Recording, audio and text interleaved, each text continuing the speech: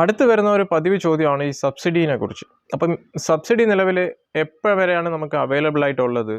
Okay, so basically MNRE subsidy എന്ന് പറയുന്നത് 2026 വരെ അപ്ലിക്കബിൾ ആണ്. ഇതിനെക്കുറിച്ചുള്ള വിശദാംശങ്ങൾ നമ്മൾ solarrooftop.gov.in എന്ന പോർട്ടലിൽ കാണാൻ പറ്റും. നിങ്ങൾക്ക് സൈഡിൽ കാണാൻ പറ്റും.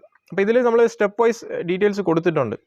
ഇപ്പം ഉപഭോക്താവ് ഏത് കസ്റ്റമറാണ്, ഏത് ഇൻസ്റ്റാളറാണ് ചൂസ് ചെയ്യുന്നത്, അവർക്ക് തന്നെ സബ്സിഡിനുള്ള എല്ലാ ഡീറ്റെയിൽസും അപ്ലൈ ചെയ്യാവുന്നതാണ്. പോർട്ടലിൽ അപ്ലൈ ചെയ്യാവുന്നതാണ്. അതിൻ്റെ ഡോക്യുമെൻറ്റ്സ് അപ്ലോഡ് ചെയ്യാവുന്നതാണ്. OTP വരും, അതിനനുസരിച്ച് രജിസ്ട്രേഷൻ ചെയ്യാൻ പറ്റും, സബ്സിഡി അപ്ലൈ ചെയ്യാൻ പറ്റും. സോ നിലവിലത്തെ റൂഫ് ടോപ്പ് സ്കീം എന്ന് പറയുന്നത് phase 2 സ്കീം അപ് ടു 2026 വരെ ഈ സബ്സിഡി ക്ലെയിം ചെയ്യാൻ പറ്റാവുന്നതാണ്. ഓക്കെ, പക്ഷേ ഇതിൽ നമ്മൾ ശ്രദ്ധിക്കേണ്ട കാര്യം എന്താണെന്ന് പറഞ്ഞാൽ KSEBയിൽ നമുക്ക് ട്രാൻസ്ഫോമറിന് പരിമിതിയുണ്ട്. അതായത് അപ് ടു 75 to 80 അല്ലെങ്കിൽ മാക്സിമം 85% വരെയാണ് KSEB ട്രാൻസ്ഫോമറിൽ ലിമിറ്റ് വെച്ചേക്കുന്നത്. ഓക്കെ, ദാറ്റ് മീൻസ് ഇപ്പം നിങ്ങളുടെ വീട്ടിൻ്റെ അടുത്തുള്ള ഡിസ്ട്രിബ്യൂഷൻ ട്രാൻസ്ഫോമർ അതിൽ മാക്സിമം 80% വരെ നിങ്ങൾക്ക് സോളാർ കണക്ട് ചെയ്യാൻ പറ്റും. ഫോർ എക്സാമ്പിൾ, ഇപ്പം ഒരു ട്രാൻസ്ഫോമർ കപ്പാസിറ്റി 100 kV ആണെങ്കിൽ അപ് ടു 80 kilowatt വരെ നമുക്ക് അതിൽ സോളാർ കണക്ട് ചെയ്യാൻ പറ്റും. അപ്പോൾ ഇത് ഫസ്റ്റ് കം ഫസ്റ്റ് ബേസിസിലായിരിക്കും കൊടുക്കുന്നത്. ഇന്നത്തെ സാഹചര്യത്തിൽ എല്ലാവരും സോളാർ വെക്കുന്നതുകൊണ്ട് ആർക്കാണോ ഫസ്റ്റ് വരുന്നത് അവർക്കായിരിക്കും ഫസ്റ്റ് പെർമിഷൻ കിട്ടുന്നത്. ഓക്കെ, പക്ഷേ സബ്സിഡി നമുക്ക് അപ് ടു 2026 വരെ ക്ലെയിം ചെയ്യാൻ പറ്റും. ഈ ഇടയ്ക്കായിട്ട് നമുക്ക് വരുന്ന ഒരു ഇമ്പോർട്ടൻറ്റ് ചോദ്യം എന്ന് പറഞ്ഞു കഴിഞ്ഞാൽ ഹൈബ്രിഡ് സിസ്റ്റം വെച്ചിട്ട് നമുക്ക് സബ്സിഡി ക്ലെയിം ചെയ്യാൻ പറ്റുമെന്നാണ്. സോ ഹൈബ്രിഡ് സിസ്റ്റം വെച്ച് കുറച്ച് കസ്റ്റമേഴ്സ് കേരളത്തിൽ സബ്സിഡി ക്ലെയിം ചെയ്തിട്ടുണ്ട്. സോ ഇതിലെന്താണ് നമ്മൾ എന്താ ശ്രദ്ധിക്കേണ്ട കാര്യം എന്താണെന്ന് പറഞ്ഞാൽ നമ്മൾ ഓൺ ഗ്രിഡ് ഇൻവേർട്ടറിന് പകരം ഇവിടെ ഹൈബ്രിഡ് ഇൻവേർട്ടർ വെക്കുന്നുണ്ട്. അപ്പോൾ അതിൻ്റെ അപേക്ഷയാണ് നമ്മൾ കൊടുക്കുന്നത്. ഇതിൽ നമ്മൾ ശ്രദ്ധിക്കേണ്ട കാര്യം എന്ന് പറഞ്ഞാൽ അതിൽ BIS സർട്ടിഫിക്കേഷൻ ഉണ്ടായിരിക്കണം, ഗവൺമെൻറ് അപ്രൂവ്ഡ് ലിസ്റ്റിൽ അവർ ഉൾപ്പെടുത്തിയിട്ടുണ്ടായിരിക്കണം. ഫോർ എക്സാമ്പിൾ സ്റ്റൂഡർ, അതുപോലെ കെഹുവ, ഇതൊക്കെ ഉൾപ്പെടുത്തിയിട്ടുള്ള ലിസ്റ്റിലുണ്ട്.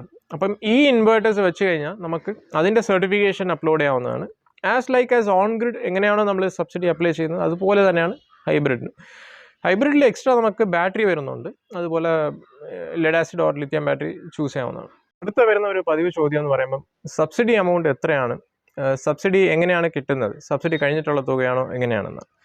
So basically subsidy amount, MNRE subsidy amount, അതായത് സെൻട്രൽ ഗവൺമെൻറ് കൊടുക്കുന്ന സബ്സിഡി സ്കീമിൽ ഉൾപ്പെടുന്ന സബ്സിഡി എമൗണ്ട് എന്ന് പറയുന്നത് ഇപ്പം നിങ്ങൾക്ക് സൈഡിൽ ടേബിളർ കോളം കാണാൻ പറ്റും.